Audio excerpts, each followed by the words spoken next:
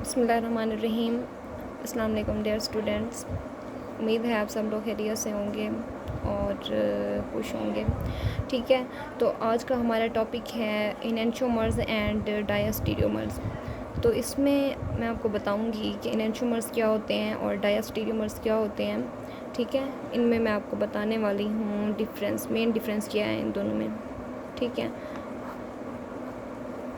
ये हमारे पास मैंने आपको लास्ट टाइम बताया था, ये दोनों जो है ना हमारे पास ऑप्टिकल आइसोमर्स की टाइप्स हैं। ठीक है, इनएंशियोमर्स एंड डायस्टीरियोमर्स, लेकिन इनमें भी डिफरेंस है। ठीक है, बेशक ये ऑप्टिकल आइसोमर्स हैं, लेकिन इसका बिल्कुल भी ये मतलब नहीं है कि ये हमारे पास ऑप्टिकली एक्टिव होंगे दोनों। ठीक है, अब मैं आपको बताऊंगी इनमें से कौन ऑप्टिकली एक्टिव है और कौन सा जो आइसोमर है वो ऑप्टिकली इनएक्टिव है, और इन दोनों में और डिफरेंस क्या है।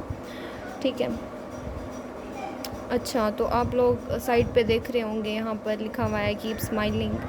तो आप कहेंगे, सोचेंगे कि केमिस्ट्री में कीप स्माइलिंग का क्या काम है, हम तो केमिस्ट्री रख के रोते रहते हैं। ऐसा सोच रहे हो आप लोग, लेकिन ऐसा नहीं है। जो कीप स्माइलिंग होती है वो बराबर होती है केमिस्ट्री के। तो ये एक थ्योरी है जो बहुत जल्द डिस्कवर होने वाली है। ठीक है, हालांकि नहीं बच्चे, ये सारा मजाक था, ऐसा कुछ नहीं है, अब सीरियस नहीं होना। और आप लोग थोड़ा इन्जॉय फन करके पढ़ा करें, बिल्कुल बोर नहीं समझना केमिस्ट्री को कि बहुत बोरिंग सब्जेक्ट है। जब आप इसको स्टडी करते हो ना, तो इस जैसा इंटरेस्टिंग सब्जेक्ट आपको कोई नहीं मिलने वाला। ठीक है, तो वर्क हार्ड बच्चे। I internally pray for all of you, may अल्लाह bless you and let's start. ठीक है, but you all keep a smile. Okay, चलें स्टार्ट करते हैं। अब हमारे पास टॉपिक है इनएंशियोमर्स एंड डायस्टीरियोमर्स हमारे पास क्या होते हैं।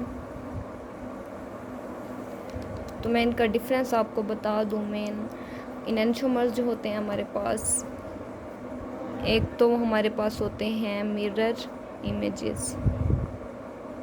तो दूसरी बात ये है कि ये हमारे पास होते हैं नॉन सुपर इम्पॉसिबल।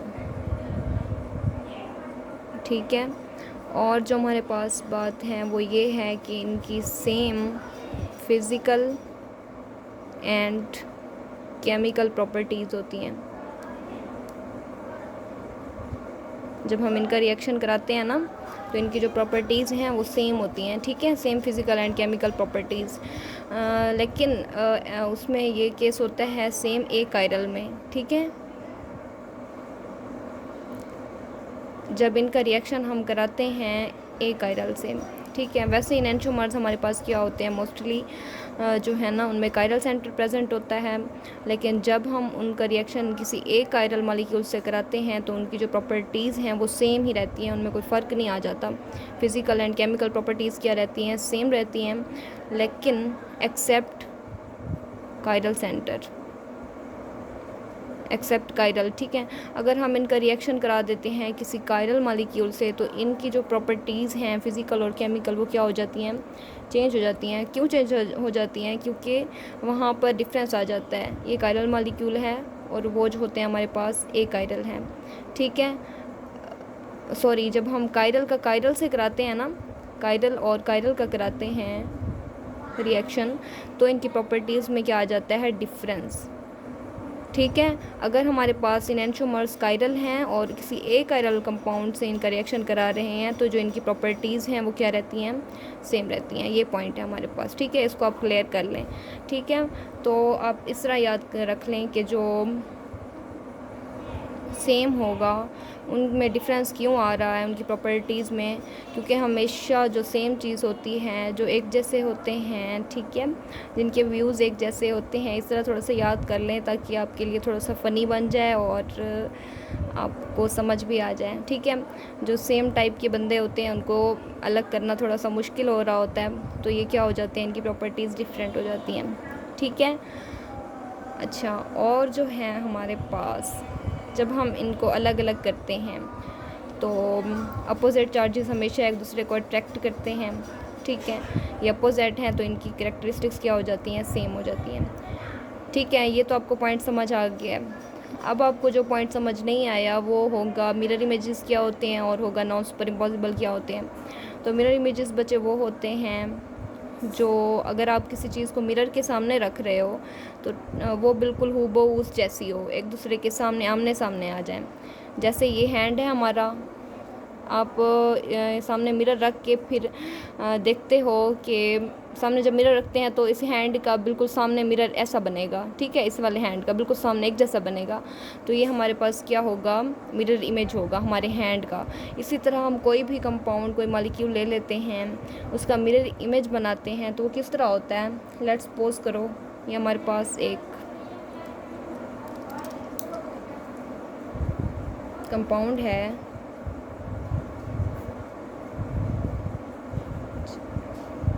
एच, ठीक है। आप इसको रखते हो किसी भी मिरर के सामने तो ये किस तरह हो जाता है।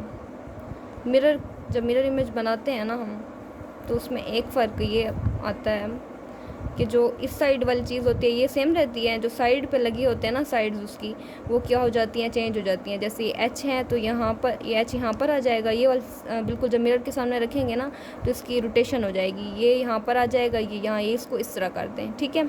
ये एच यहाँ पर आ जाएगा और ये ओ एच यहाँ पर आ जाएगा, ठीक है। तो ये हमारे पास क्या हुआ, मिरर इमेज, ठीक है। मिरर इमेज हो गया तो ये डेफिनेटली हमारे पास इनएंशियोमर होगा। इनएंशियोमर्स क्या होते हैं, जो एक दूसरे के मिरर इमेजेस होते हैं। मिरर इमेजेस की आपको समझ आ गई होगी। और जो नॉन सुपर इम्पॉसिबल का ये मतलब है कि अगर आप इस मॉलिक्यूल, पहले देखना है कि मिरर इमेजेस हैं, जब ये आपने देख लिया कि मिरर इमेजेस हैं, अब आपने इस वाले मॉलिक्यूल को उठा के इसके ऊपर रखना है। तो देखें कि आया ये मॉलिक्यूल यहाँ पर फिट आ रहा है, अगर फिट आ रहा है तो वो सुपर इम्पॉसिबल होगा, अगर नहीं आ रहा तो हमारे पास क्या होगा, नॉन सुपर इम्पॉसिबल होगा। तो आप इसको यहाँ से पकड़ें और ऐसे यहाँ पर रखें। ये COOH ये इसको हाइड कर लेगा जब आप ऐसे रखोगे, CH3 इसको हाइड कर लेगा, लेकिन जो OH है और H है, OH तो आ जाएगा यहाँ पर और H आ जाएगा यहाँ पर, ये तो हाइड नहीं हो रहे, ठीक है, ये एक दूसरे को बिल्कुल छुपा नहीं रहे हैं।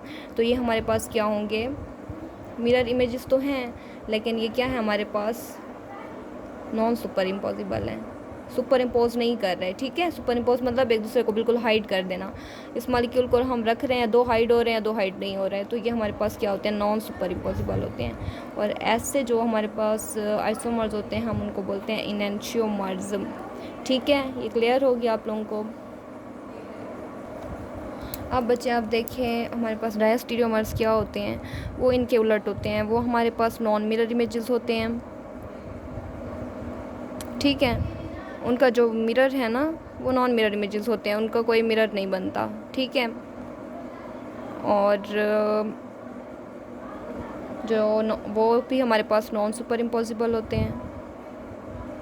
सुपर इम्पॉसिबल और नॉन सुपर इम्पॉसिबल को तो हम बाद में देखेंगे ना, जब वो मिरर इमेजेस नहीं है तो हम कहाँ से इसको उठा के यहाँ पर रखेंगे, ये तो बात ही बाद में आती है हमारे पास, ठीक है।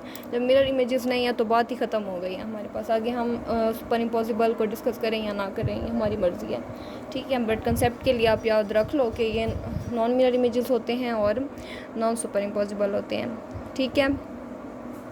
और इनकी जो है ऑल कंडीशंस में इनकी प्रॉपर्टीज़ सेम रहती हैं, same physical and chemical properties, ठीक है। समझ आ गया आप लोगों को। अब मैं आपको इसकी एग्जांपल दे दूं कोई,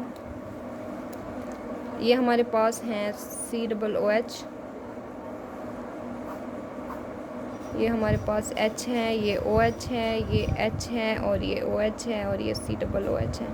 आप इसको ज़रा देखें गौर से, यहाँ पर ये क्या मिरर इमेज है इसका, कोई इसका मिरर इमेज अगर आप बनाओ भी सही बच्चे ना, तो देखो ये हमारे पास क्या हो जाएगा, COOH,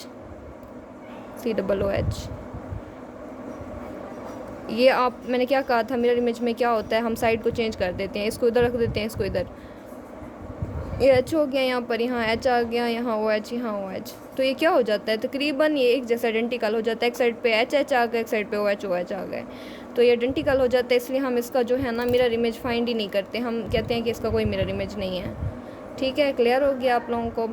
तो आप लोग ने याद रखना है डायस्टीरियोमर्स का कोई भी मिरर इमेज नहीं होता। अगर हम लें भी सही तो ये तकरीबन हमारे पास आइडेंटिकल हो जाता है, तो हम कहते हैं कि इसका कोई भी मिरर इमेज नहीं है, ठीक है। तो सुपर इम्पॉसिबल का सवाल ही पैदा नहीं होता। बच्चे और एक बात ये है कि जो हमारे पास ये डायस्टीरियोमर्स होते हैं ये मेनली हमारे पास ऑप्टिकली इनएक्टिव होते हैं। वजह क्या है? क्योंकि इनमें सिमेट्री पाई जाती है। देखिए अब यहाँ पर ये कौन सी सिमेट्री है, मैंने आपको लास्ट लेक्चर में डिस्कस किया था आपसे, symmetry, plane of symmetry, center of symmetry, ठीक है। और ये भी बताया था कि अगर सिमेट्री पाई जाएगी तो वो कंपाउंड ऑप्टिकली इनएक्टिव होंगे। आप इधर देख सकते हैं कि यहाँ पर अगर हम यहाँ से इसको डिवाइड करते हैं तो ये क्या इक्वल हाफ्स में डिवाइड हो रहा है, तो ये हमारे पास सिमेट्री उसमें पाई जाती है, प्लेन ऑफ सिमेट्री, तो ये ऑप्टिकली इनएक्टिव होते हैं, ठीक है। और जो इनएंशियोमर्स होते हैं वो हमारे पास क्या होते हैं? ऑप्टिकली एक्टिव होते हैं, क्योंकि इनमें कोई सिमेट्री नहीं पाई जाती और इनमें कायरल सेंटर भी प्रेजेंट होता है, जो कि ऑप्टिकली एक्टिव कंपाउंड की कंडीशन में से एक है, ठीक है। ये तो क्लियर हो गया आप लोगों को। और एक कंपाउंड मैं आपके साथ डिस्कस कर दूं ज़रा, वो है हमारे पास मीज़ो कंपाउंड्स, ठीक है। मीज़ो कंपाउंड्स क्या होते हैं?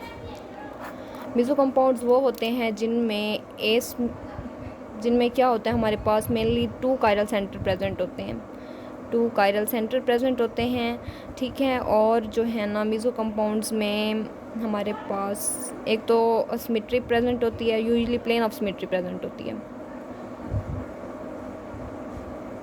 ठीक है।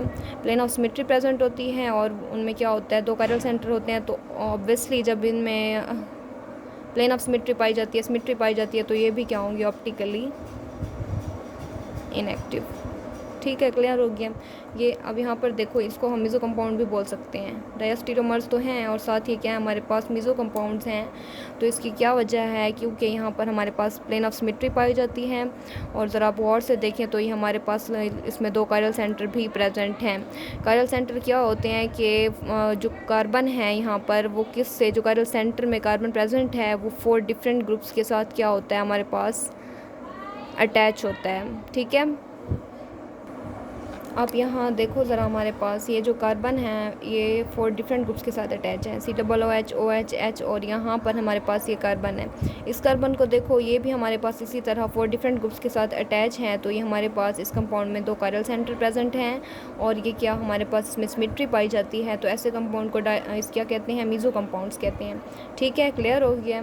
तो आज आप लोगों ने क्या क्या देखा है? इनएंशियोमर्स क्या होते हैं, डायस्टीरियोमर्स क्या होते हैं और मीज़ो कंपाउंड्स क्या होते हैं, ठीक है। होप वेल कि आप सबको क्लियरली समझ आ गया होगा।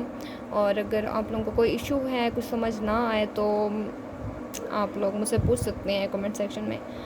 आई am available for you all the time and never forget to smile, always keep smiling, ठीक है। Thank you so much and अल्लाह हाफिज़।